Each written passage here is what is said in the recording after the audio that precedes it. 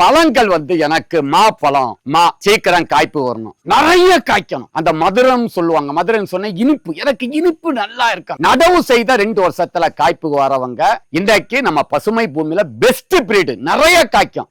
நாம் டோக் மாய் வியட்நாம் ரகம். இந்த நாம் டோக் மாய் என்பது வியட்நாமிலிருந்து இம்போர்ட் பண்ணி இன்னைக்கு நிறைய நர்சரியில விக்கிறாங்க.